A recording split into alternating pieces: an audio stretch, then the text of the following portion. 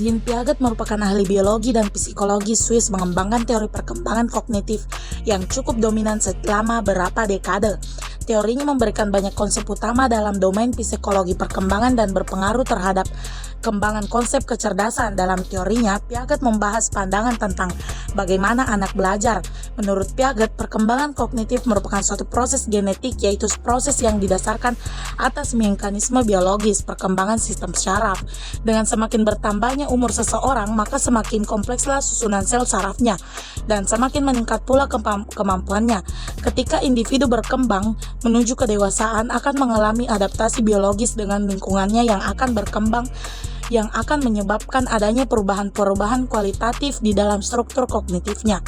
Piaget tidak melihat perkembangan kognitif sebagai sesuatu yang dapat didefinisikan secara kuantitatif, tetapi menyimpulkan bahwa daya pikir atau kekuatan mental anak yang berbeda, usia akan berbeda pula secara kualitatif seseorang anak berinteraksi dengan lingkungannya. Lingkungan fisiknya sebagai bagian dari kelompok sosial dan bukan sebagai individu yang terikat, sehingga lingkungan sosial berada di antara anak dengan lingkungan fisiknya. Seseorang anak yang tadinya hanya memiliki pandangan secara subjektif dapat berubah menjadi pandangan secara objektif apabila telah adanya interaksi antara anak dengan orang lain melalui pertukaran ide-ide dan antara mereka mengenai alam sekitarnya. Cara seseorang memperoleh kecakapan intelektual pada umumnya akan berhubungan dengan proses mencari keseimbangan antara apa yang mereka rasakan dan mereka ketahui dengan apa yang mereka lihat dari suatu fenomena baru sebagai pengalaman atau permasalahan. Jika seseorang dapat mengatasi situasi baru, maka keseimbangan mereka tidak terganggu. Apabila seseorang tidak dapat mengatasi situasi baru, maka ia harus melakukan adaptasi dengan lingkungan. Menurut Piaget, proses belajar akan terjadi jika terdapat tahap-tahap asimilasi, akomodasi, dan ekulubrasi. Yang pertama, proses asimilasi merupakan proses penyatuan informasi baru ke dalam struktur kognitif yang telah dimiliki individu tersebut. Dengan kata lain, asimilasi merupakan suatu proses di mana individu mengintegrasikan persepsi, konsep informasi, atau pengalaman baru ke dalam skema telah dimilikinya, sehingga pengertian dan skemanya berkembang. Contoh asimilasi sebagai berikut. Pada awalnya, anak mempelajari dan sudah memahami mengenai prinsip penjumlahan. Ketika anak tersebut mempelajari perkalian, maka akan terjadi pengintegrasian atau penyatuan antara prinsip penjumlahan yang sudah diketahui sebelumnya dengan prinsip perkalian sebagai informasi baru. Awalnya anak diperkenalkan dengan persegi, maka ketika anak tersebut diberikan persegi panjang, maka anak tersebut beranggapan bahwa persegi panjang adalah persegi. Yang kedua, proses akomodasi merupakan proses penyesuaian struktur kognitif ke dalam situasi yang baru. Dengan kata lain, proses penyusunan kembali mental sebagai akibat dari adanya informasi baru. Adapun contoh akomodasi setelah mempelajari prinsip perkalian tadi, siswa tersebut mengerjakan soal-soal perkalian sebagai latihan. Artinya anak tersebut sudah mampu mengaplikasikan atau memakai prinsip-prinsip perkalian dalam situasi yang baru. Awalnya anak diperkenalkan dengan persegi, kemudian anak diperkenalkan dengan persegi panjang sebagai informasi baru, maka anak tersebut sudah bisa menjawab bahwa informasi yang diberikan tadi adalah persegi panjang. Yang ketiga, proses ekulubrasi merupakan penyesuaian berkesinambungan antara asimilasi dan akomodasi. Proses ekulubrasi juga merupakan proses menyeimbangkan lingkungan luar dengan struktur kognitif yang ada dalam dirinya. Proses penyeimbangan atau ekulubrasi diperlukan agar seseorang dapat menambah dan terus mengembangkan sekaligus menjaga stabilitas mental dalam dirinya. Tanpa adanya proses penyeimbangan, maka perkembangan kognitif akan terganggu. Misalnya, berbicara tidak runtun, berbelit-belit, tidak logis, dan sebagainya. Ekulubrasi juga merupakan mekanisme ketika anak-anak bergerak dari tahapan pemikiran sebelumnya, isi tahapan pemikiran berikutnya akan berkembang. Adapun contoh dari ekulubrasi, misalnya ketika anak menganggap bahwa air yang dituangkan ke dalam gelas yang pendek dan lebar, kapasitas artinya akan berbeda jika dituangkan ke dalam gelas yang sempit dan tinggi. Tahap perkembangan kognitif yang pertama, tahap sensoromotor. Umur 0-2 tahun, tahap sensoromotor menurut Piaget dimulai sejak 0-2 tahun. Ciri-ciri pokok perkembangan berdasarkan tindakan dan dilakukan langkah demi langkah. Kemampuan yang dimiliki pada tahap ini antara lain, yang pertama melihat dirinya sebagai makhluk yang berbeda dengan objek di sekitarnya. Yang kedua mencari rangsangan melalui cahaya dan suara. Yang ketiga suka memerhatikan sesuatu lebih lama.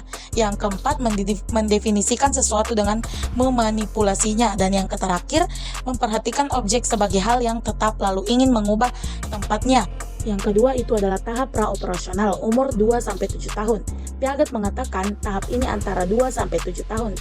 Praoperasional artinya pemikiran. Pokok perkembangan pada tahap ini adalah pada penggunaan simbol atau bahasa tanda dan mulai berkembangnya konsep-konsep intuitif. Tahap ini dibagi menjadi dua, yaitu pralogis dan intuitif. Tahap pralogis umurnya itu 2-4 tahun. Anak telah mampu menggunakan bahasa dalam mengembangkan konsepnya.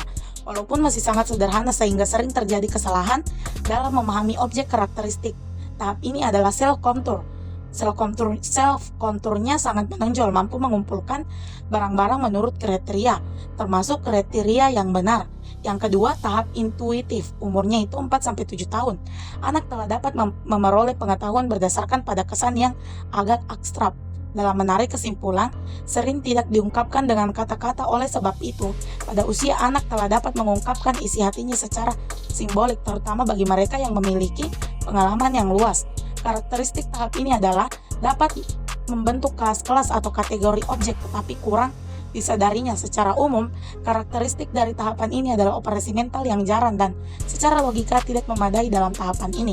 Anak belajar menggunakan merepresentasi objek dengan gambaran dan kata-kata. Pemikirannya masih bersifat egosentris, yaitu anak kesulitan menerima pendapat orang lain. Yang ketiga itu tahap operasional konkret, umurnya itu 7-11 tahun. Ciri-ciri pokok perkembangan pada tahap ini, anak sudah mulai menggunakan logika yang memadai. Adapun proses penting dalam tahapan ini adalah yang pertama pengurutan, yaitu kemampuan mengurutkan objek menurut ukuran, bentuk, atau ciri lainnya. Contohnya, bila diberi benda berbeda ukuran, mereka dapat mengurutkan dari yang besar ke yang terkecil. Yang kedua, klasifikasi, kemampuan memberikan nama atau mengidentifikasi serangkaian benda menurut ukuran, tampilan, atau karakteristik lain. Anak tidak lagi beranggapan animisme, yaitu menganggap bahwa semua benda berperasaan. Yang ketiga, desentering, yaitu anak mulai mempertimbangkan beberapa aspek dari suatu permasalahan untuk bisa memecahkan. Sebagai contoh, anak tidak lagi memikirkan bahwa botol yang lebar tapi pendek isinya akan lebih sedikit daripada botol yang kecil namun lebih tinggi. Dan yang keempat, reversibility, ya, anak mulai memahami bahwa jumlah atau benda-benda dapat diubah kemudian kembali ke keadaan awal. Contohnya, anak akan dengan cepat menentukan bahwa 2 tambah 2 4. 4 kurang 2, 2, yang merupakan bilangan yang dijumlahnya sebelumnya.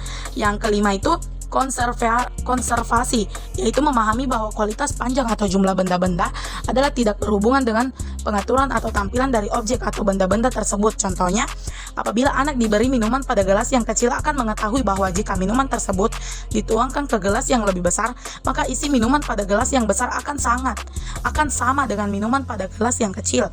Dan yang terakhir adalah penghilangan sifat egosentrisme, yaitu kemampuan untuk sesuatu dari sudut pandang orang lain. Bahkan saat orang tersebut berpikir dengan cara yang salah, selama periode ini bahasa anak juga berubah. Anak-anak menjadi kurang egosentris dan lebih sosiosentris dalam berkomunikasi. Mereka berusaha untuk mengerti orang lain dan mengemukakan perasaan dan gagasan mereka pada orang dewasa dan teman-temannya. Proses berpikir pun menjadi kurang egosentris dan mereka sekarang dapat menerima pendapat orang lain. Tahap terakhir perkembangan kognitif menurut Piaget, yaitu tahap operasional formal, umur 11-18 tahun. Ciri-ciri pokok pada tahap ini adalah diperoleh kemampuan berpikir secara abstrak, menalar secara logis, dan menarik kesimpulan dari informasi yang tersedia. Pada tahap ini, siswa tidak lagi melihat sesuatu hitam dan putih saja, tetapi ada gradasi abu-abu. Dalam arti cara berpikirnya sudah mulai kompleks. Dilihat dari faktor biologis, tahapan ini muncul saat masa pubertas yang menandai masuknya ke dunia dewasa secara fisiologis, kognitif, dan penalaran moral. Perkembangan psikoseksual dan perkembangan sosial. Contoh perilaku anak pada tahap ini adalah ketika buah jatuh dari pohon, seorang anak sudah bisa berpikir bahwa buah tersebut jatuh ke bawah akibat adanya gaya gravitasi.